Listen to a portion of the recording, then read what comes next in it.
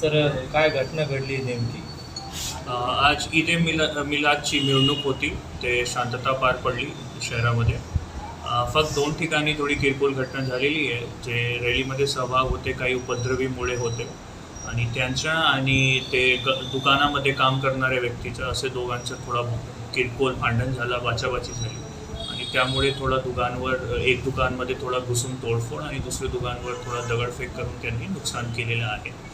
हा घटना अनुषंगाने 2 FIR दाखल आहे ऑलरेडी आणि जे लोक इन्वॉल्ड होते त्यांच्यावर आपण कायदेशीर कारवाई करणार.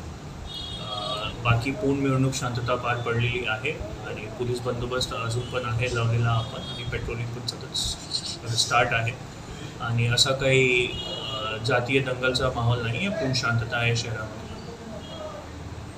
शहरामध्ये आज जुलूस निघाला होता. या जुलूसच्या अनुषंगाने हे जुलूस पूर्ण व्यापारी पेठेमधून गेलेला होता.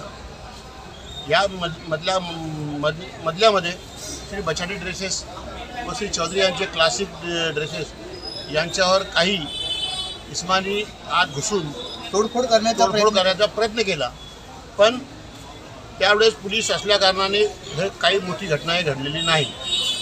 पण व्यापारी वर्गामध्ये एक भीतीचं वातावरण आहे. अशी घटना पुढे होऊ नये आणि शासनाकडे आज सदाब्यार पोलीस स्टेशनमध्ये कंप्लेंट दर्ज केलेली आहे. बछाडी साहेबांनी आणि चौधरी साहेबांनी पुढील कारवाई पोलीस करत आहे.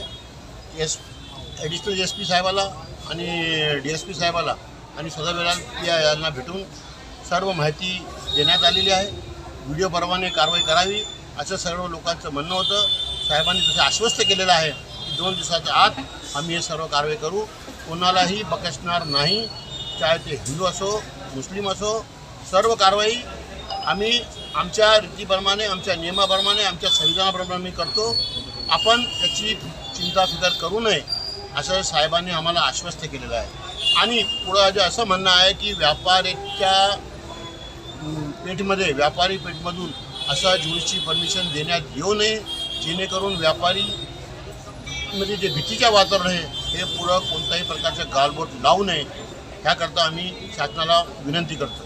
जय हिंद, जय महाराष्ट्र. काय नाव आपलं? सतीश पंच, व्यापारी महासंघ अध्यक्ष.